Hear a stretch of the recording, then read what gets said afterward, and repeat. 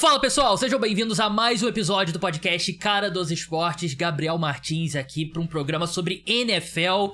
Vamos seguir na nossa série de top 5, já fizemos running backs, wide receivers e tight ends aqui no feed aberto. As posições de defesa fizemos edge rusher, linebackers e cornerbacks, essa no feed dos apoiadores. Se torne apoiador, link tá na descrição, R$14,90 por mês.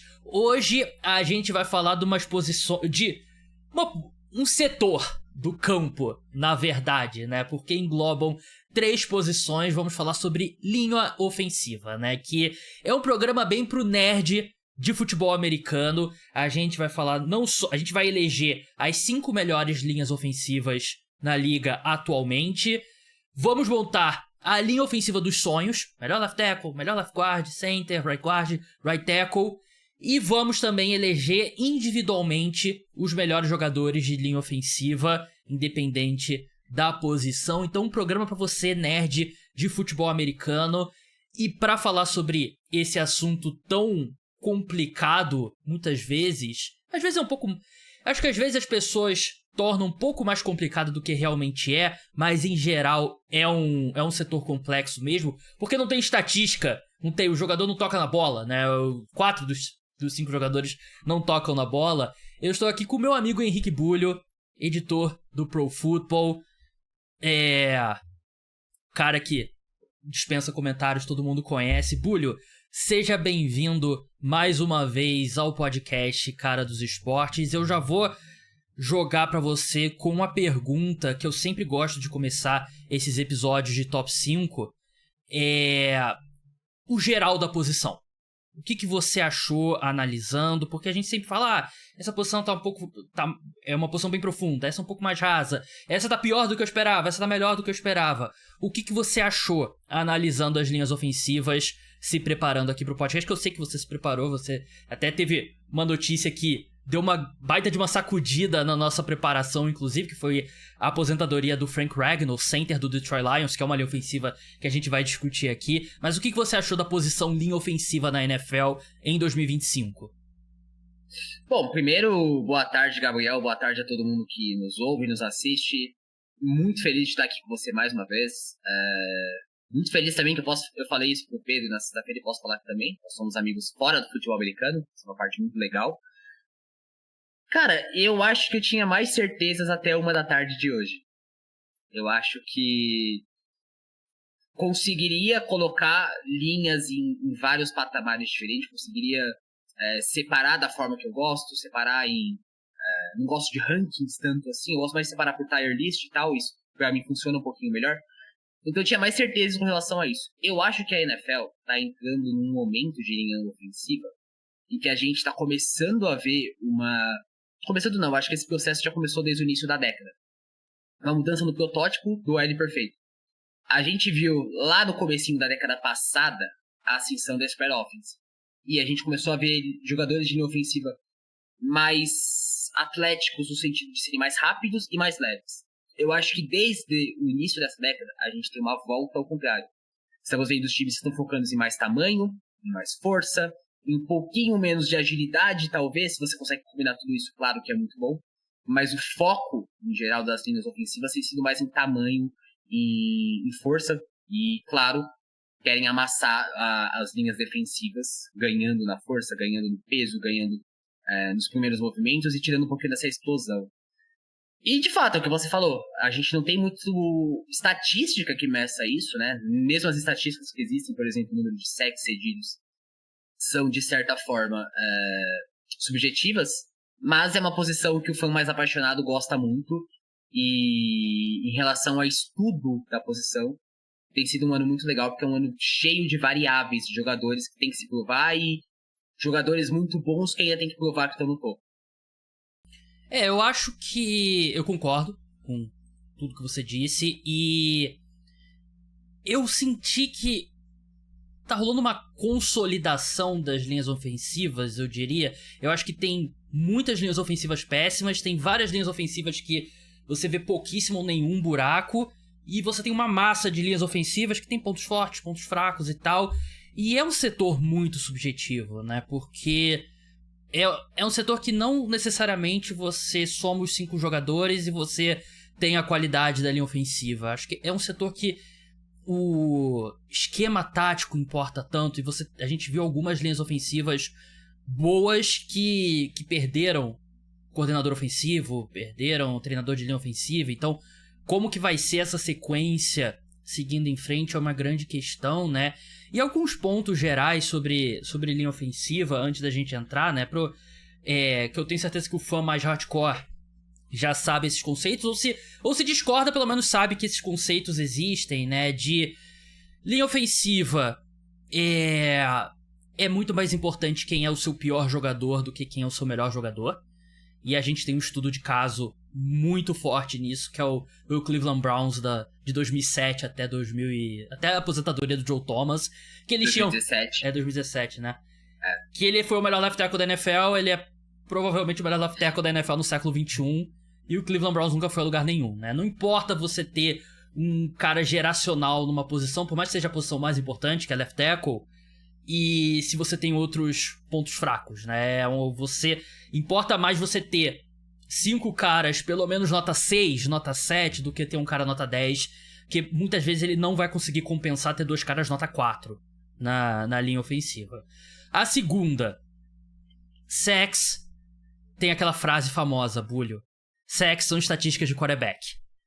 Eu acho que eu não seria tão radical em afirmar isso 100%, mas eu diria que o quarterback tem uma responsabilidade muito maior no número de sacks e pressões que ele sofre do que o fã médio de NFL percebe. E o maior ponto que prova isso é quarterback com índice de sack alto. Ele tem índice de sack alto ao longo da carreira dele. São pouquíssimos os quarterbacks que melhoram nisso. E o cara jogou atrás de linha ofensiva ruim a vida toda? Não. É porque ele segura muita bola. E como você falou, número de sack não é uma estatística que... Claro, se o left tackle cede 6 sacks numa temporada, não tem como ele ter feito uma boa temporada. Mas você concorda com essa máxima? Não acho que não dá pra chamar de máxima, mas com essa frase, que acho que é uma frase já bem batida, assim, né? Ganhou força no final da década passada com a ascensão de analytics e tal. Sacks não são uma estatística da linha ofensiva e sim do quarterback? Eu acho que, na verdade, é tudo muito relativo, Gabriel, porque o que eu acho que mudou de uma década pra cá é que a gente começou a ter um entendimento cada vez maior das pessoas, do fã comum em geral, do quanto que um quarterback atrapalha o seu time segurando a bola. Mas eu não acho que é só isso. Eu vejo muitos jogadores de linha ofensiva, e muitos quarterbacks, inclusive, concordando com essa premissa, de que o trabalho em relação à proteção de um quarterback, o trabalho em relação à abertura de espaço para o jogo terrestre, é tudo um trabalho muito coordenado. E um único jogador pode atrapalhar tudo isso. Por exemplo, se a chamada para um passe, para uma jogada de passe, para um dropback é de 5 passos, e o quarterback dá 7 passos para trás, isso vai fazer com que todo o ângulo da linha ofensiva esteja errado em relação à proteção dele. O que já é prejudicial para a linha ofensiva. E aí, o OL tá pensando num tipo específico de bloqueio para aquela chamada, e aí o jogador de linha defensiva consegue pressionar por conta daquele ângulo, por conta daquilo que o quarterback faz. Então tem esse ponto assim que o quarterback tem muito mais culpa do que as pessoas pensam. Mas eu também acho que nos últimos 5 ou 6 anos essa máxima começou a ficar um pouco batida demais. Começou a se focar muito no lado do quarterback e começou a não se pensar tanto no lado simples, que é o lado da linha ofensiva.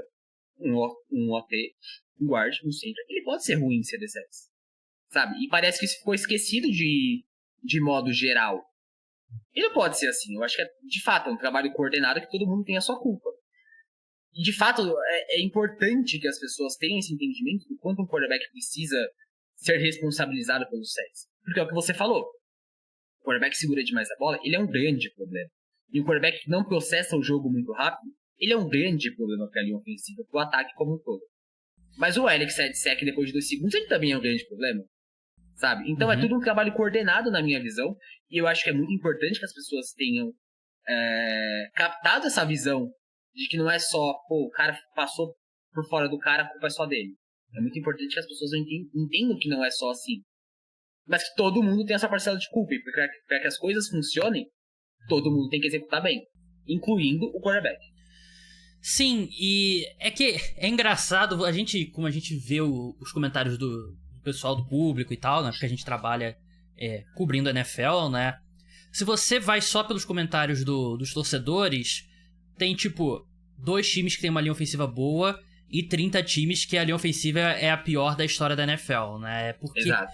é muito difícil medir, né? Então, feita essa ressalva, outro ponto importante, eu acho que a qualidade do jogador da linha ofensiva bloqueando para o jogo terrestre, eu não vou dizer que tem mais valor, que obviamente não que o passe é mais valioso, mas eu acho que eles têm mais a controlar na qualidade do jogo terrestre do que na qualidade do ataque aéreo. Eu não sei se você acha muito radical essa minha opinião, Bulho, porque os jogadores de linha ofensiva, você pergunta pra eles e todos eles preferem quando é uma corrida, né? Porque eles adotam uma posição mais ativa, né? Eles se impondo em relação à linha defensiva, em relação à defesa e tudo mais, né? Enquanto no passe, ele pode fazer tudo certo e fazer o que o Bully falou, né? O quarterback dá 7 passos ao invés de 5 e ele cede o sec. E tem uma escola de pensamento que te diz que basicamente você investe no cara que é bom bloqueando pro jogo terrestre, porque o ataque aéreo vai ser muito mais a qualidade do quarterback, chamada, coaching e tal. Então, uma coisa que eu tentei ver bastante aqui, tentei incluir aqui na minha análise, a gente já vai entrar no top 5, as linhas ofensivas que geram bons ataques terrestres, né? E eu acho que tem um exemplo muito extremo nessa lista que a gente vai falar, mas eu acho que o jogador de linha ofensiva, talvez individualmente, ele tenha um impacto maior no jogo terrestre, que talvez o fã médio também perceba.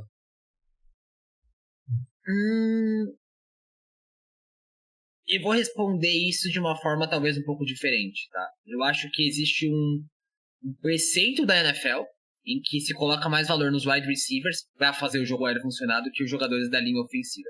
E aí tem um exemplo muito claro para mim. O San Francisco 49ers, se eu não estou enganado, foi o treinador de linha ofensiva deles, tá? Mas pode ter sido o treinador de recebedores, eu sempre confundo os dois. E ele fala, em algum momento do ano passado, o seguinte: ele prefere que o time invista em wide receivers do que o time invista em jogadores de OL. E aí, claro que a primeira resposta que pode vir é que o time paga super caro no Trent Williams. Beleza. Mas o San Francisco 49ers tem 4 outros jogadores que, não chegam nem perto do nível do Trent Williams. Inclusive, foi um grande problema em temporadas recentes para o time. Então, eu acho que a NFL, ela foca muito em outras formas de fazer o jogo aéreo funcionar. Tentando tirar um pouquinho desse foco do OL, que é um bom pass protector, que talvez não defenda muito bem o jogo terrestre.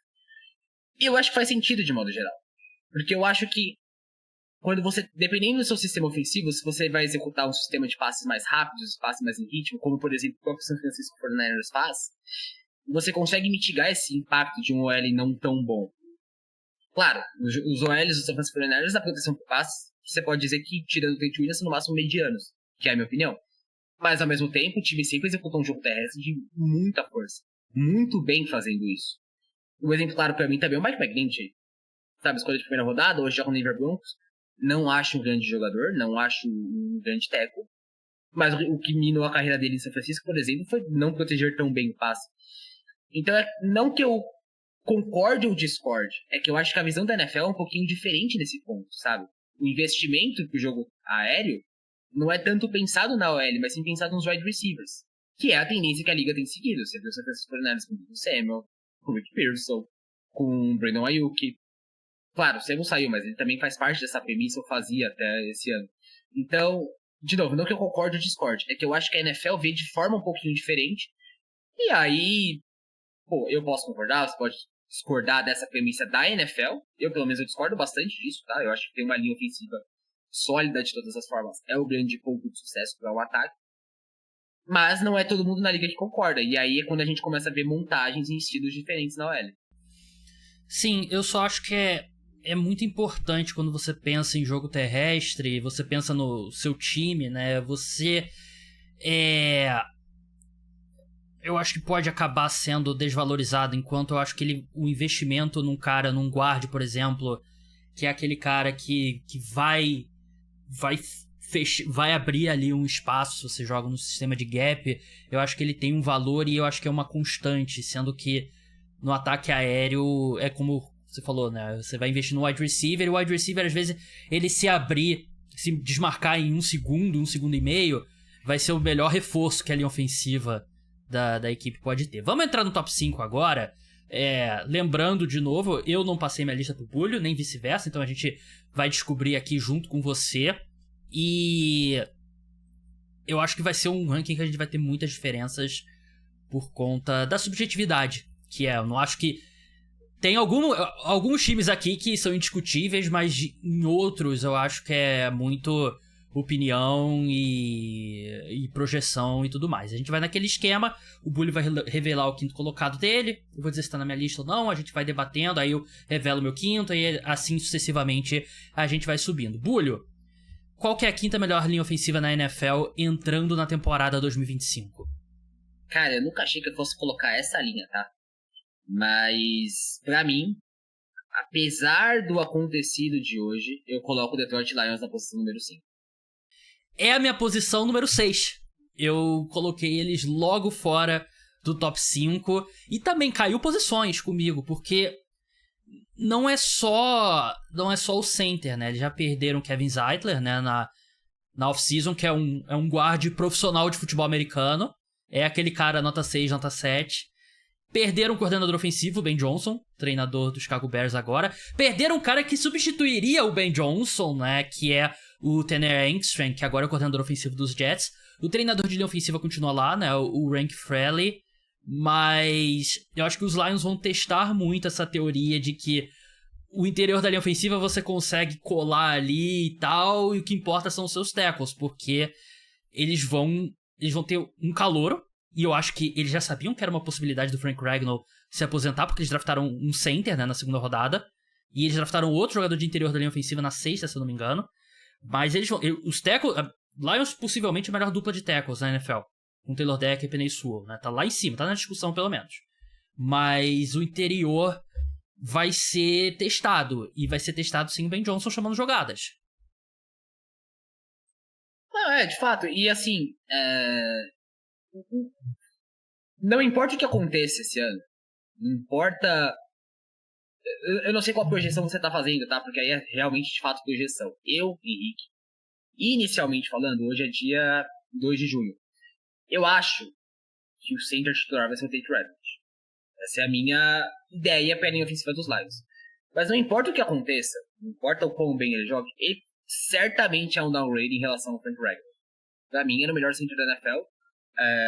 Dá pra você discutir com outros jogadores e tal, mas acho que o Ragnow tava num nível de consistência junto com o Kelsey, que se aposentou em 2023, que não é nada fácil de você igualar. Agora, a gente tá falando de um Detroit Lions que tem ainda uma dupla de tackles extremamente sólida, tem um right tackle que é, no mínimo, top 2 da NFL, que é o Penei Sewell. Taylor Decker, pra mim, muito sólido.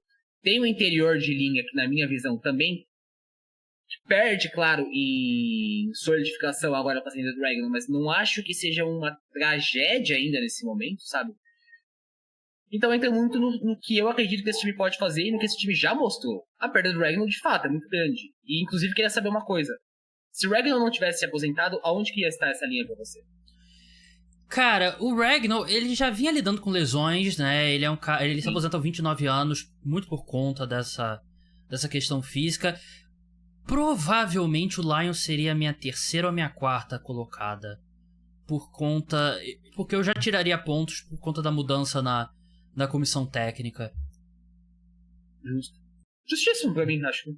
Acho que assim, seria em segundo pra mim, mas baseado em quem eu imagino que você vai ter em segundo, pra mim é completamente justo, sabe? Porque é uma grande perda. Não tem como negar. É uma perda gigantesca pra Detroit, né? E agora é muita pressão em cima do Jared Goff, né? Porque acho que a maior parte do trabalho do center é ser o quarterback da linha ofensiva, né? E o que significa, né? Ler ali o front, a gente vai fazer isso, isso e isso, ajusta pra isso aqui. Nos times que tem quarterbacks mais veteranos, o quarterback assume muito desse trabalho, né? Tipo, Tom Brady era o que chamava as proteções dos Patriots, né? Não era o center da equipe, não era o Devin Andrews, né? E antes dele. Agora o Goff vai ter que assumir muita dessa responsabilidade, né? Porque tinha até aquela história do Goff no início da carreira, né? Que ele ia rápido pra linha de scrimmage e quem chamava a jogada era o Sean McVay, né? Quem lia a defesa era o Sean McVay. Então o Goff vai ter que mostrar essa capacidade, que eu acho que ele tem... um cara que tá no... Ele é do draft de 2016, né? Já tá há bastante tempo na NFL. Eu acho que ele consegue lidar com essa função, até porque o próprio Jason Kelce, né? Um dos maiores centers de todos os tempos, Bulho. Ele mesmo fala que jogar center não é tão difícil assim, né? Raramente você tá bloqueando 1 a 1 um cara, né? Sim. Você tem que ver, vou ajudar o guarda aqui, vou ajudar o outro guarda aqui. O melhor center do século XXI fala isso, quem sou eu pra discordar, né? É mais uma questão de comunicação e tática, né? Não, é justo. E quando a gente fala de center também, a gente tem que entender que o center é o cara que, tipo... além de ele ser esse quarterback da linha ofensiva, ele é o cara que, mais do que provavelmente os guards, a gente vai contar muito com o impacto dele também no jogo terrestre. Cara, o jogo terrestre do Detroit Lions, a gente vê o Jahmyr Gibbs sendo excelente. A gente vê o David Montgomery sendo excelente. A gente vê esse time correndo muito bem com a bola, isso sendo também uma das características ofensivas do time. Então isso também vai ser uma perda muito grande. E de fato, o Jason Kelce, pra mim, ele é o grande exemplo de um cara atlético. Tinha um build, assim, muito específico, né? Ele era menor que o center comum da NFL, mas ao mesmo tempo ele era muito rápido, muito forte, muito atlético, então ele estava sempre no segundo nível. E isso também vai pesar para Detroit Lions. Era muito claro para quem estava assistindo e para quem fazia parte nos planos anteriores, que as lesões do Frank Reich estavam afetando um pouquinho ele. Tá? Isso para mim era bastante evidente. Mas ainda é um downgrade. Ainda vai ser um grande problema. Você ainda vai estar possivelmente confiando num calouro para comandar um ataque num time que vai ser muito pressionado ao longo da temporada, né? Sim. O Detroit Lions tinha com muita expectativa. Então, não consigo, assim, não estar preocupado. É uma linha de muito talento, mas ainda me causa preocupações. Verdade. Como eu falei, o Lions seria meu 6º colocado. O meu 5º colocado... E a gente acabou falando um pouco mais sobre o Lions porque tá na notícia, né? A aposentadoria do Frank Ragnow aconteceu agora. Pega de surpresa, né? Mas quando você vê o histórico e vê como ele vem lidando com problemas físicos há algum tempo, dá pra entender a aposentadoria, mesmo ele sendo tão jovem ainda, 29 anos, né? E é o sonho, né? Aposentar com 29 anos, viver o resto da vida. Porra, eu tô 4 anos atrasado nesse sonho. O meu 5º colocado, Bulho... Eu sempre mando essa lista pra alguns amigos antes de gravar aqui pra saber o que eles pensam e tal.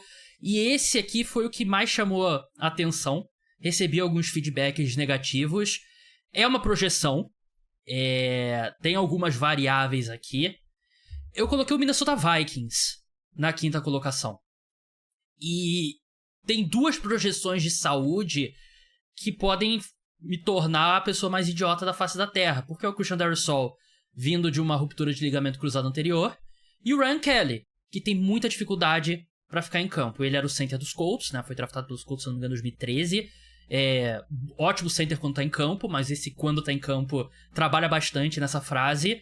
Eles trazem o Will Fries também, right guard, que é um excelente right guard também dos Colts. E eu acho que se todo mundo estiver bem fisicamente nessa linha ofensiva, que vale para todas as linhas ofensivas, somados ao esquema tático do Kevin O'Connor, eu acho que o teto dessa linha ofensiva do Minnesota Vikings é muito grande. Acho que o Brian O'Neill é um right tackle bem sólido, Donovan Jackson sólido como guard, e o Christian Darrisaw, quando ele tá no melhor dele, pra mim ele é o top 5 na posição de left tackle. Então esses fatores todos, de novo, é uma projeção, porque não é uma linha ofensiva que jogou nesse nível na última temporada, ainda mais com a lesão do Christian Darrisaw, mas eu vejo um teto bem alto, com talento humano e esquema tático que tem disponível. Mas eu concordo, eu acho que é uma ótima projeção a se fazer, porque o teto dessa linha ofensiva ele é muito grande. Porque você falou do sólido do Donovan Jackson, mas ele ainda é um cara que no melhor cenário dele, ele já vai cair numa linha ofensiva muito completa. Eu não sei qual que é o plano do Minnesota Vikings pra ele, tá? Eu acredito que ele pode jogar, assim, nos dois lados como guard. Então, pô, ou você vai estar, no melhor cenário, com o Christian Darrison de um lado e o Ryan Kelly do outro, ou você vai estar com o Ryan Kelly de um lado e o Brian O'Neill do outro. Porque todos os cenários são muito bons. De novo, pensando, claro, o Ryan Kelly saudável, o Christian Darrison voltando muito bem, o Brian O'Neill mantendo o seu nível, ele foi inconsistente em alguns momentos, na minha visão, no começo da década. Então, assim, é uma projeção válida. Tá? Muito válida na minha visão, porque acho que o esquema do O'Connell ajuda. Não tá no meu top 5, seria meu 6, inclusive, porque aí eu acho que eu quero ter um pouquinho mais de certeza das coisas que eu tô vendo pra colocar no top do top. Mas é uma boa lembrança, se tudo der certo, no melhor cenário pra mim, terminaria a temporada como, sei lá, top 3, possivelmente. Porque a gente tá falando de Ryan Kelly saudável, Christian Darrison jogando muito bem, Brian O'Neill mantendo seu bom nível, Donovan Jackson chegando já pra jogar muito bem, e aí o Will Fries também fazendo seu papel muito bem, como ele fez no ano passado. Sim. E é um baita upgrade, né? Você ir do Ken Robinson pro Christian Darrisaw saudável, né? Porque o Ken Robinson... sem dúvida, sem dúvida. Ken Robinson é provavelmente um dos jogadores mais superestimados de toda a década. O Ken Robinson é escolha de segunda rodada ou escolha de primeira rodada? Agora eu não lembro. De segunda.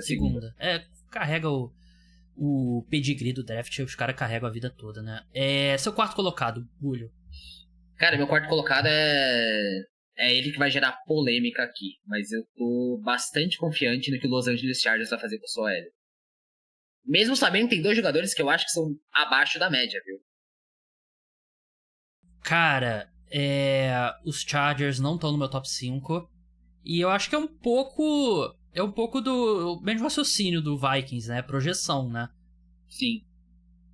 É porque assim, eu acho que eles têm uma dupla de jogadores de altíssimo. Rashawn Slater e Joe Alt são de altíssimo nível. Tá? O Alt chegou no ano passado já jogando muito bem. O Slater saudável dispensa comentários, né? Tá ali na elite da posição, na minha visão. Só que a chegada do Mekhi Becton, pra mim, ela também vai fazer muita diferença.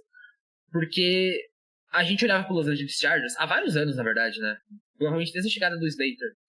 A gente tava olhando pra esse time com um extremo de linha mais sólido, que produzia bem, mas o interior muito ruim.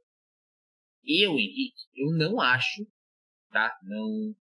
Não penso que o Los Angeles Chargers melhorou tanto que poderia melhorar. Mas melhorou. Mekhi Becton fez um trabalho fantástico no Philadelphia Eagles no ano passado. Se encontrou como right guard, depois de jogar como left tackle em New York, não dá muito certo. Aí a gente olha, tô até aberto aqui pra não falar besteira dos nomes, tá? Bradley Bozeman, é bom? Não é. Bradley Bozeman não é bom, não acho um grande jogador. Eu acho ele... Eu até balancei a cabeça pra quem tá assistindo no YouTube. Eu acho ele, cara, experiente. Jogou no Ravens e tal, então... Bom, talvez aí seja a definição de bom. Eu acho que ele é um guarda profissional de futebol americano. Tipo, assim, se ele fosse...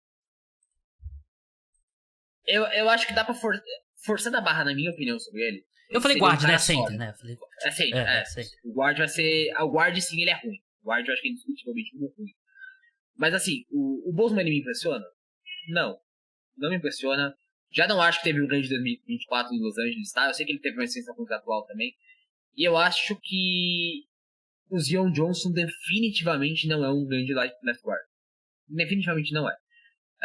Os Chargers declinaram a opção de 5º ano dele, tá? Com toda a razão. O time definitivamente precisa de um upgrade ali.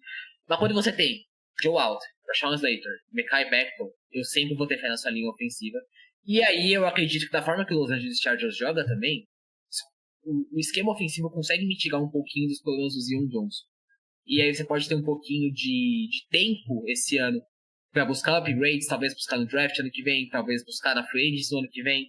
Mas eu não acho que ele vai ser tanto um problema para os Los Angeles Chargers. E as peças sólidas da linha, na minha visão, são muito boas. Então você coloca em quarto.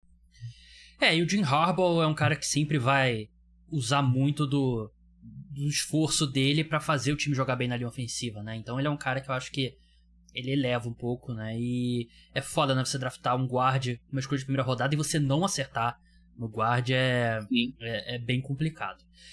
O meu quarto colocado é o Tampa Bay Buccaneers. Tá na sua lista? Tá. é o seu... Terceiro. A grande preocupação aqui é a saída do Liam Cohen, na minha opinião, né? Mas é um time que volta com os 5 titulares da linha ofensiva da temporada passada, né? Isso normalmente é bem importante, essa continuidade, mas a saída do Liam Cohen me preocupa. Não, sem dúvida, é que continuidade pra mim é o grande ponto também, né? É até curioso pra mim um ponto que lá em 2020, que é o ano que Tom Brady chega, pra mim os Buccaneers tinham a melhor OL da liga. Pra mim era uma OL extremamente sólida, tá? Veteranos muito bons, o Christian Wirfs chegou naquele ano, já chegou muito bem. E esse time conseguiu dar uma boa continuidade na qualidade do grupo, mesmo perdendo algumas peças. O Ryan Jensen, por exemplo, aposentou, se machucou, e o time buscou o Ben Barton para jogar de OL. Certamente uma ótima adição também, o Barton já tem se mostrado muito bem na liga. Luke Goldrick, o que você acha dele? Eu acho ele, cara, é um cara que consegue segurar quando você não tá, quando, assim, se ele é o seu pior jogador titular na linha ofensiva, e eu não necessariamente diria que ele eu acho que é ok. E um ponto que você falou sobre mudanças, uma mudança gigantesca, né, que é botar o Wirfs do lado direito pro lado esquerdo, né, e ele evoluiu do lado esquerdo, né, que era algo que assim, é uma posição mais difícil e ele foi muito bem, né. A maioria ele já era muito bom, né. A maioria dos tackles tem muita dificuldade nessa mudança de lado. Sim, sem dúvida. E aí você pensa, por exemplo, quem era o left tackle dos Buccaneers antes do Sanders tá lá? Era o Donovan Smith. Que, pô, eu nunca vi futebol nenhum, né? Nenhum. Esse cara tinha que pagar uma porcentagem do salário dele, primeiro pro Tom Brady e outra pro Mahomes. Pro Mahomes. Sem dúvida. Provavelmente um dos séculos mais superestimados que eu lembro de acompanhar, assim. Kansas City é uma tragédia, né? Kansas City não fez o menor esforço pra ficar com ele também. Não consigo ver futebol nele. Não conseguia ver em Kansas City. Desculpa, em Tampa Bay. Mesmo achando que era a melhor L da liga, eu achava que ele era no máximo sólido. E ele é tratado como um jogador acima da média. Porque chegou no Super Bowl, as pessoas aprenderam o nome dele e é isso, né? E sobre o Lugodek, só pra ilustrar um pouco, que eu também não vou dizer aqui que é um número definitivo, né? Que eu acho muito valioso, né? Tem muitas pessoas que não gostam. Nota do Pro Football Focus, né? Eu acho que é uma boa forma de visualizar, mas se você usar qualquer número como verdade absoluta, aí o problema é seu, né? Não é o problema da métrica. Acima de 70 em run block e pass block nas últimas 2 temporadas, né? Eu acho que ele é sólido, mas... acho que é um cara que se beneficiou do esquema em Tampa Bay, né? Só que agora o cara que responsável por esse esquema é o head coach do Jacksonville Jaguars. Bulho, seu quarto colocado é o Chargers, né? Você já falou. O meu quarto colocado é o Buccaneers, que é o seu terceiro colocado. O meu terceiro colocado é o Atlanta Falcons. Onde que tá no seu... Ou se está ou não no seu... Não passou perto, sendo bem sincero. Eu acho que é uma linha ofensiva muito melhor no jogo terrestre do que no bloqueio pro passe. E tem muito a ver com o problema do bloqueio do passe é ter o cadáver do Kirk Cousins e aí muda pra um quarterback canhoto no meio da temporada, né? Eu acho que, ilustrando aquilo que eu falei no início, né, sobre o valor da linha ofensiva no jogo terrestre, Jake Matthews é superestimado, tá na NFL há um mó tempão, mas eu acho que ele ainda é um cara que bloqueia muito bem pro jogo terrestre. Chris Lindstrom, bom, talvez ótimo guarde no jogo terrestre. Caleb McGarry, right tackle, também forte no jogo terrestre. Eu acho que é uma linha ofensiva que bloqueia muito bem. E eu acho que se o quarterback, o que é difícil de esperar de um quarterback no segundo ano, mas se o quarterback se protege bem, se livra da bola rápido, eu acho que ela tem condições de ser acima da média, bloqueando pro passe. Tudo bem, eles perderam o Drew Dalman, né, que agora é o center do Chicago Bears, mas eu acho que é uma linha ofensiva muito forte no jogo terrestre e talvez eu valorize ela um pouco mais do que a maioria. Eu não consigo gostar dessa linha por alguns motivos. Primeiro, que você acabou de citar, a perda do Drew Dalman pra mim vai fazer mais impacto do que parece. Não... Confesso que eu não sei nem quem os Chargers vão ter de center, né? Eu vi que ele é esse Ryan Newsy. Eu confesso que eu não o conheço. Os Falcons, né? Você falou Chargers. Falei Chargers? Mas sim, de fato eram os Falcons. Sim. E eu sou muito honesto. Quando tem jogador que eu não analisei, se eu sei só o nome assim, eu falo não conheço. O Newsy é um ponto. nunca parei para analisar ele. E as projeções desde março são que ele vai ser o center titular. Já é uma grande preocupação para mim. Eu acho que o Drew Dalman ele faz um trabalho muito bom, Gabriel. Muito bom mesmo. Eu nunca fui muito fã, não, sinceramente. Eu até achei que os Falcons não fizeram... Acho que o fato deles não terem feito força pra manter ele, eu acho que fala bem alto. Eu acho que ele era o melhor center chegando na Free Agents, mais até que o Ryan Kelly. Acho que era um cara com as questões físicas do Ryan Kelly, com certeza. Sem dúvida, sim. Tem que levar isso em consideração também, porque senão o Ryan Kelly acho que não teria nem saído de Indianápolis, né? Não teria feito o seu esforço. Mas eu, por exemplo, não gosto do McGarry. Acho extremamente superestimado. Se segura pela peste de primeira rodada, na minha visão. Já assinou um contrato com os Chargers que, na minha visão, pelo valor, mostra muito como a franquia vê ele, né? 34 milhões, 3 anos, um pouquinho mais que 11 milhões de média. Chris Lindstrom, pra mim, um dos melhores guardas da liga. Elite da posição, acho que é até melhor que ótimo, faz um trabalho muito bom. E o Jake Matthews, não acho nem que ele seja superestimado, acho que a visão dele é muito correta, não tá ali na elite da posição, mas faz bem o seu trabalho. Mas tem muitos pontos pra mim que são pulgas atrás da orelha, por exemplo, o IOL, o Matt Berger, eu não vejo tanto futebol assim nele. Acho uma história de carreira muito legal, inclusive, tá? Mas não vejo tanto futebol americano assim nele. Center, perderam um center titular, vamos para um quarterback no seu segundo ano que tem pouquíssima experiência jogando, quase não jogou no ano passado. Então tudo isso para mim pode gerar um problema grande na linha ofensiva. Tem boas peças, sabe? Tem peças que eu levo fé. O Lindstrom para mim, de fato, é um dos melhores guards da NFL. Mas como unidade, eu acho que tá um passinho abaixo do que eu colocaria como top 5. Talvez entraria ali no meu top 10. Mas não tá brigando ali onde eu acho que outras unidades estão. Justo. Eu vejo duas linhas ofensivas destacadas das demais. Eu acho que abaixo delas, eu acho que tem várias que você pode discutir. E eu acho que a continuidade, né? Por mais que tenha mudança no center, eu acho que é uma linha ofensiva que tem uma base que já joga há algum tempo junta, né? E eu acho que um ponto que eu levo bastante em consideração é que eles foram do Arthur Smith pro Zach Robinson, por mais que sejam esquemas diferentes, né? Arthur Smith, head coach, agora Zach Robinson, coordenador ofensivo. Eu acho que uma linha continuou jogando em alto nível. Então eu acho que é uma linha ofensiva que mostrou, mesmo que nessa transição, mostrou essa capacidade. Bulho, eu suspeito que o nosso top 2 vai ser o mesmo. Mas não tenho... Vamos bater ele logo? Não tenho certeza. Só relembrando aqui, o Bulho tem 5 Lions, Chargers 4, Bucks 3. Eu tenho Vikings 5, Bucks 4, Falcons 3. O meu top 2 é Denver Broncos em segundo e Philadelphia Eagles em primeiro. Também é o meu. Acho que é meio indiscutível. Vamos começar pelo Denver Broncos. E aí eu corto a gravação antes de você falar bem do Philadelphia Eagles.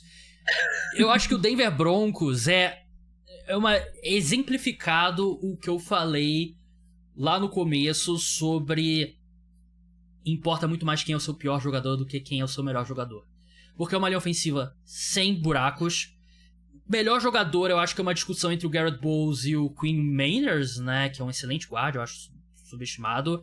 Mas é uma linha ofensiva que não tem um ponto fraco destacado. E tem o Sean Payton como uma grande mente ofensiva. Então é uma linha ofensiva sólida em todas as posições, muito bem armada, que a gente viu no ano passado dominar. Eu acho que foi a melhor linha ofensiva da última temporada. E é um dos poucos times que a qualidade do running back deixou a desejar, porque eles não investiram no running back e eu acho que os números mostram isso. Se tivesse um running back melhor, acho que eles poderiam ter corrido melhor com a bola do que eles realmente correram. Então acho que é uma linha ofensiva que, por não ter uma super estrela, não ter um Jordan Mailata, não ter um Lane Johnson, eu acho que as pessoas não falam tanto. Não tem o Penei Sewell, mas eu acho que é uma linha ofensiva que foi absolutamente brilhante e que melhorou já no primeiro ano do Sean Payton, lá em Denver. Eu acho que ela tem essa super estrela, na verdade. Tá? Eu acho que o Quinn Meinerz, ele merece essa designação. Ele não é reconhecido como tal. Eu acho que ele é um dos 3 melhores guardas da NFL hoje. Mas ele não é reconhecido como uma estrela. O que eu quis dizer de super estrela é muito mais isso. Justo. É que assim, eu penso no Meinerz como o cara que teve a grande ascensão na temporada passada. Ele também recebeu uma renovação de contrato muito grande ano de 2024, né? E se provou esse cara em 2024. De fato, tem sido um grande acerto do Denver Broncos. Agora, eu concordo com você num ponto essencial, no que você falou de que eu acho que não tem jogadores fracos nessa linha. E aqui eu tô fazendo a projeção que o Ottenberg ele vai ser titular a temporada inteira, projeção que o Ben Powers vai continuar jogando muito bem, projeção que o Myers vai continuar sendo um cara de elite. E eu sempre fui talvez um pouquinho mais fã do Garrett Bowles, que todas as pessoas foram. Não tinha jogado playoffs na carreira, talvez fosse o grande símbolo de uma era de não muito sucesso do Denver Broncos, de 2017 pra cá, né? E o único jogador que eu realmente não gosto é o McGlinchey. Mas mesmo assim eu reconheço que ele tem seu valor pra essa linha. Uhum. Então, de modo geral, não tem nenhuma peça que eu vire e fale, pô, aqui eu tenho minhas preocupações. Só que o star power da linha, pra mim, tá restrito ao Miners. Uhum. Pra mim, concordo, top 3 guardas da NFL. Dá pra você discutir até se é top 1 ou não. Sim. Não acho que seria, tá? Mas, assim, dá pra ele entrar na discussão. Falta o star power pra passar, talvez, o Philadelphia Eagles, que talvez o Detroit Lions tivesse quando o Frank Reich não tava lá. Mas a solidez dessa linha, tanto bloqueando quanto passe, tanto com relação a abrir espaço de jogo terrestre, ela foi muito notável no ano passado. Já era uma linha boa em outros anos, mas foi muito evidente o quanto jogou bem no ano passado quando você tem um quarterback que executa bem o seu sistema e sabe soltar rápido a bola, que é o caso do Bo Nix. E eu tinha essa preocupação com o Bo Nix saindo do college. Mas se você comparar com 2022, 2023, na versão do Russell Wilson, de fato foi possível ver o quanto essa linha jogou bem, né? Sim, Russell Wilson tem uma foto dele no dicionário ao lado da expressão chama-sec, né? Então ele é um chama-sec histórico. E aí você bota o Bo Nix se livrando da bola rápido, claro que ia melhorar. E eu tenho uma teoria sobre por que as pessoas não gostam do Garrett Bowles. Eu não sei se foi o primeiro ou segundo ano dele. Eu não sei se ele liderou ou esteve perto de liderar a NFL em faltas, né, na linha ofensiva, né? Que, claro, é bem ruim. Só que ele limpou muito o jogo dele depois disso, né? Então... Só que eu acho que a primeira impressão é meio que a que fica com o Garrett Bowles, né? Mas ele tem sido um dos 10 melhores left tackles da NFL já há algum tempo. Número 1, Philadelphia Eagles aqui, né? Infelizmente a gente vai ter que cortar aqui o podcast, que o Bulho tem horário, então, mas valeu por brincadeira. Canalha! Cara, Jordan Mailata, left tackle, Landon Dickerson, left guard, Ken Jurgens, center, Tyler Steen, right guard, Lane Johnson, right tackle. A diferença aqui é que o Tyler Steen, né, deve ser o right guard no lugar do do Mekhi Becton, mas a estrutura é a mesma, né, Bulho? É a mesma há muitos anos, na verdade, né? Tentaram nerfar a sua linha ofensiva nessa off-season e não conseguiram. Já dei minha opinião sobre isso mais vezes que eu gostaria, seria muito sincero. Eu acho que tem méritos pra você entrar nessa discussão, tá? Eu acho que tem méritos pra você querer banir a jogada ou não, mas ninguém tá discutindo esses méritos, tá sendo só o vamos banir porque vamos banir. E não é uma discussão que eu gosto, não é o jeito que eu gosto de discutir futebol americano, sabe? Eu sou pró tudo que prejudica os Eagles, eu sou bem transparente, então eu sou pró banir então... Pode falar, depois eu falo. Não, eu sou pró banir só pra ferrar os Eagles. Porque a resposta séria eu vejo os argumentos dos dois lados e não tenho uma opinião forte. Mas se for pra ferrar os Eagles, eu aceito banir o Tush-Push. Não, e a minha resposta pra isso é o seguinte. Você pode discutir, você deve discutir, tá? O mérito de estar se empurrando o jogador por trás. Você deve discutir, sim, o mérito das faltas de false start. Philadelphia Eagles tem muitos false starts não marcados no touch. Então, tudo isso tem que ser discutido, tá? E se vai tornar a jogada ilegal por conta dessas coisas, eu acho que é justo. Agora, a discussão do banimento do touch push está sendo. Vamos banir porque o time está sendo impossível de parar.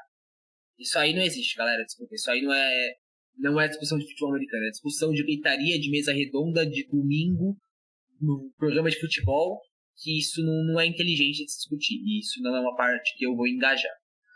Agora, na linha ofensiva do Philadelphia Eagles, o grande ponto, há muitos e muitos anos, tem sido justamente essa continuidade, essa estrutura, que é criada, sim, pelo disparado melhor treinador de linha ofensiva da NFL, que é o Jeff Stoutland.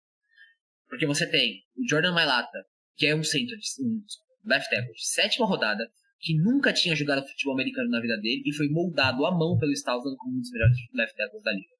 O Lane Johnson dispensa apresentações. Prospecto excelente, por muitos e muitos anos elite da posição. Jason Kelce, que não tá mais agora, mas também faz parte disso. O Kelce saiu, Ken Jurgens assumiu, também manteve um alto nível. Landon Dickerson chegou como center, joga como guard hoje, também é de altíssimo nível. E aí fica a discussão, claro, de right guard, que perdeu o Mekhi Becton. Mas o Tyler Steen também, ele é um cara que você pode virar e falar, pô, esse cara aqui tem potencial. Tem que provar. Ele não provou isso como deveria ter provado no ano passado. Mas aí, se não der certo, pô, Kenyon Green vai virar outro projeto do Stoutland. E tem esse star power que eu acho que o Denver Broncos não tem. O Mailata é uma estrela, o Johnson é uma estrela, o Dickerson é uma estrela, o Jurgens está chegando lá. Então, não são só caras sólidos que não tornam essa linha um problema. São caras bons, caras ótimos, caras destacáveis numa linha ofensiva. E por isso eu acho que todo e qualquer ranking de linha ofensiva para esse ano vai ter o Philadelphia Eagles como primeiro, principalmente agora depois que o Detroit Lions perdeu o Frank Reich. Sim, e você falou do treinador de linha ofensiva, claro, e passa pelo Howie Roseman também, né? Porque o Ken Jurgens foi draftado antes deles precisarem de um substituto do Jason Kelce, né? O Jordan Mailata foi desenvolvido antes deles precisarem de um left tackle, né? Você pega a linhagem dessa linha ofensiva desde lá atrás com o Jason Peters, né? Que foi um dos melhores left tackles da última década, né? Dos anos 2000 e anos 2010. Então é uma linha ofensiva que tem toda uma continuidade, tem os caras esperando o ponto, né? Pô, estamos desesperados aqui, precisamos de 3 titulares na linha ofensiva. Os Eagles nunca chegam num ponto de desespero, né? E eu acho que é um time que tem uma identidade, é um time que investe na linha ofensiva e na linha defensiva cedo no draft e não tem como argumentar contra os resultados. E a própria questão do Mekhi Becton e agora o Tyler Steen, você tem um salary cap, né? Então você não vai conseguir pagar os 5 jogadores da linha ofensiva. Então eu acho que os Eagles meio que, assim, a gente sabe que a gente consegue colocar um cara ali, trazer ele de um time, como foi o caso do Mekhi Becton, e ele vai jogar bem. E o próximo cara é o Green, né? Como você bem falou, né? Sim. Se for necessário, você vai botar ele de right guard e você confia que ele vai jogar em alto nível, né? Alto nível não, jogar em nível razoável, que é o que você precisa ao lado dessa linha ofensiva dos Eagles. Bulho, rapidinho. Se você fosse montar sua linha ofensiva ideal na NFL, ignorando questão de esquema, salário, esse tipo de coisa, né? Os aliens estão apontando o laser do planeta Terra. Você tem que vencer um jogo de futebol americano. Você pode escolher 5 jogadores de linha ofensiva. Do left tackle ao right tackle, qual seria? Meu left tackle seria... Cara, eu não quero colocar uma Mailata, deixa eu pensar rapidinho. Tristan Wirfs, provavelmente. Justo. Left guard, eu vou confiar. Talvez eu não devesse, tá? Mas aí eu tô dando um voto de confiança pensando nos anos anteriores. Eu colocaria o Joe Tunney, porque, claro, ele jogou de left tackle no final do ano passado, porque Kansas City tava uma bagunça. Mas eu colocaria o Joe Tunney. Center, pra mim, com a aposentadoria do Ragnar, vira Creed Humphrey. Meu right guard seria o Clay Manners e o meu right tackle seria o Lane Johnson. E você? Então, a gente discordou só em... Não, discordamos em 2 posições. Eu dei um voto de confiança pro Trent Williams. Eu sei que jogadores de quase 40 anos que se machucaram não costumam voltar ao alto nível, né? Mas eu acho que ele tem sido tão destacado dos demais, né, por tanto tempo, que eu vou dar um voto de confiança. Mas o Tristan Wirfs vem de um ano muito melhor do que ele, né? Trent Williams do 49ers, né? O Tristan Wirfs do Tampa Bay Buccaneers. Joe Thuney, left guard. E assim, ele quebrou um galho gigantesco pro Kansas City Chiefs na próxima temporada. Porque guards do nível dele não costumam fazer o que ele fez. Você já viu o Quinton Nelson jogar múltiplas partidas de left tackle nos Colts? Era algo que o pessoal dos Colts pedia e ele não fazia. E ele quebrou, foi mal, porque ele não tem velocidade. Por isso que ele é guard e não tackle, né? E eu acho que nesse sacrifício, eu acho que ele fez o que ele podia. Mas como left guard, agora no Chicago Bears, tenho total confiança que ele vai voltar a jogar em alto nível. Creed Humphrey eu tenho um problema com ele, que ele tem média de 2 snaps, 1,5 snap ruim por jogo. Isso me incomoda. Toda partida ele vai ter um snap que ele vai jogar no pé do Mahomes ou jogar no capacete. Mas, tirando isso, é um center de altíssimo nível. O Quinn Manners de right guard, Denver Broncos, pra mim bem fácil também. E eu coloquei o Penei Sewell ao invés do Lane Johnson, mas eu acho que é justo demais colocar o Lane Johnson, só acho que o Penei Sewell fisicamente, né, não que o Lane Johnson foi um dos right tackles mais atléticos da NFL, né, mas eu acho que a seta tá apontando pra baixo e o do Penei Sewell tá apontando pra cima. Se eu quiser fazer uma trick play, né, o Penei Sewell vai ser mais útil pra vencer os Aliens. E o top 5 jogadores de linha ofensiva, independente da posição, o meu ficou da seguinte forma, Bulho. Eu coloquei o Quinn Meinerz, guarda dos Broncos, em quinto. Trishan Wirfs, left tackle dos Bucks, na quarta colocação. Creed Humphrey, center dos Chiefs, em terceiro. Jordan Mailata, left tackle dos Eagles, em segundo. E Trent Williams, de novo, voto por respeito aqui, na primeira colocação. Cara, eu acho que você vai ficar muito chocado comigo falando o meu, porque eu não tenho nenhum jogador de IOL. Eu deveria. Eu até pensei em, sei lá, mudar de fazer isso, mas acho que fica mais legal comigo sendo honesto. E aí eu tenho o Rashawn Slater na quinta posição. Justo. Bracinho de dinossauro que funciona. Tem o Trent Williams na quarta posição, tá? Acho um jogadorzaço, tá? Não tô tirando nenhum mérito dele. Só acho que tem melhores, mas o Williams pra mim já é assim, elite da posição. Tristan Wirfs em terceiro, também sendo condizente com a linha ofensiva perfeita que a gente montou. Penei Sewell em segundo, pra mim, zero incômodo se ele tivesse assim, como o melhor right tackle da liga. E o Lane Johnson em primeiro. Eu acho que o Lane Johnson ele faz um trabalho assim, ímpar contra edges de elite há muito tempo, é por isso que eu acho que talvez falte um pouquinho de reconhecimento ao quão bem ele joga. A culpa mas, dele assim, o irmão dele não ter namorado a Taylor Swift. É uma boa, né? Tipo, o Jason Kelce se aposentou com todo mundo reconhecendo que ele era o melhor center da liga. Enquanto que o Lane Johnson, estou aqui abrindo a Wikipédia dele nesse momento. Não me diz se ele tem um irmão ou não. Então, talvez ele só tenha sido azarado mesmo pelo universo. Mas um grande jogador também. E ele é um dos jogadores que você vai ver aquelas estatísticas dele em campo. O aproveitamento dos Eagles com ele em campo versus quando ele não joga é uma das mais destacadas, né? O time, assim, claro que esse número é uma amostragem pequena, muitas vezes tem barulho e tal, mas tem uma diferença bem grande. Bulho, muito obrigado pela sua participação. Sigam ele lá no @BulhoPF, se eu não me engano, no Twitter. Não sei se no Instagram é essa @ também. Siga o trabalho dele do Pro Football. Pro Football, o site, os textos voltam quando? Os textos do Pro Football voltam em julho. Hoje tivemos mais uma reunião para descobrir quais são os próximos passos, para mapear tudo, mas devemos voltar ali pela metade de julho, finalzinho de julho, para preparar a temporada. E no Instagram, na verdade, é @HenriqueBulho. Me achem por lá, me sigam nas redes sociais do Pro Football. Meu amigo, muito obrigado por mais um convite. Estamos juntos sempre. Eu tenho mais uma pergunta. Bande. Vai sair o torneio de pôquer dos jornalistas que cobrem NFL na semana do jogo em São Paulo?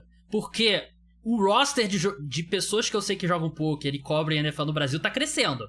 Por exemplo, bastante. Esses dias eu conversei com o Pepe Narducci, lá do Endzone, sobre pôquer, né? Ele postou que tava jogando, né? Eu sei que Pedro Pinto joga pôquer também. O Golim joga. Eu não sei se ele joga, mas ele sabe jogar. Por exemplo, nosso amigo Ítaron Segabinazzi, um grande abraço pro Ítaron. Tenho certeza que ele não tá escutando o podcast, mas mesmo assim é o editor do Mundo Pôquer, mas é um grande aficionado por NFL. Então é um cara que poderia também se encaixar. Não, sem dúvida. Bulho, a gente tem que fazer esse jogo. Tem que sair esse jogo. Eu já tenho até a data pra ele, se ele sair. Eu tinha marcado que era na terça-feira. Não. Antes do jogo da NFL? Não. Ah, meu amigo. Quarta. Tem que ser quarta. Por quê? Porque eu não vou estar aí na terça, pô. Eu vou chegar na quarta. Ah, mas aí, filho? Porra. Passagenzinha de ônibus, pô? Pô, eu não comprei ainda a minha passagem de ida. Eu comprei minha passagem de volta. O problema é mais uma diária de hotel também, né? Não, mas aí você ganha no poker. Com você na mesa é impossível, né? Porque o Bulho, eu ia apresentar ele como jornalista especializado em NFL e jogador profissional de pôquer. Eu ia eu ia apresentar ele assim. Só que eu acabei, não sei se ele ia querer revelar esse lado dele. Mas pode revelar. O Bulho é profissional. O Bulho deve ganhar muito mais dinheiro jogando poker do que como jornalista hoje em dia. Ou tô errado? Não confirmo nem discordo. Aí, ó. Porra. Vou deixar no ar a informação. Mas assim, clube em São Paulo pra receber a gente não falta também. Os clubes podem começar a mandar as propostas. Você convence o Kurt a jogar, né? Pra ter uma super estrela, né? Pra atrair a atenção. Quem mais você conhece que joga poker nesse universo? Cara, assim, o Kurt com certeza jogaria. Inclusive, já temos planos pra isso que a gente tava conversando ontem. Aí, ó. Pô. O PP jogaria com certeza. Uhum. Tem o André Amaral, que é... Sim! Também, só que ele não é bom ele convidar ele não, porque ele joga bem. Melhor ainda? Não, pô. Aí é legal, pô. Pô, já vai ter tu, cara. Você que me ensina. Você tá me superestimando, mano. Porra. Você tá me superestimando. Eu não jogo tudo isso que você tá falando. Quem vem pensa que não tá na WSOP, não é o caso. Não, só na BSOP, né? Não, mas continua. Você falou Kurt, o André Amaral, claro, dois que... Eu curto, André, o PP, o Narducci, você falou que o Pedro Pinto joga também. Tem você, a gente pode convidar o Itaron, que eu espero que o Itaron esteja aqui confirmou ainda. São Paulo. Ano passado a gente teve grandes momentos encontrando com ele. Sim, verdade. Grande dia. Inclusive, fiz uma gravação com ele que a lapela tava desligada. Boa. Né? Então, boa. Muito bom. Bem, boa. Mas, cara, tem bastante gente que gosta de poker e de NFL que a gente pode fechar esse evento aí. Sim. Só a gente combinar direitinho. Eu acho que se a gente combinar direitinho, dá pra sair um torneio multimesas até. Provável, umas 2 mesazinhas assim, acho que fica legal. Sim. Então vamos... Clubes de poker, mandem mensagem pra gente. Vamos fazer um negócio legal aí, vamos preparar um troféuzinho. Mas muito obrigado a todos que escutaram o podcast Cara dos Esportes. Próxima vez que o Bulho participar aqui, a gente vai fazer um segmento dicas pra iniciantes de poker, que vai ser as dicas que ele vai me dar. Então, vai ser... Vou lucrar com a participação dele. Mas, Bulho, muito obrigado a todos. O podcast Cara dos Esportes volta ainda essa semana com mais um episódio do Top 5 Defensive Tackles. Dessa vez, lá no episódio exclusivo para apoiadores. Se torne apoiador, link tá na descrição. Um grande abraço a todos. Tchau.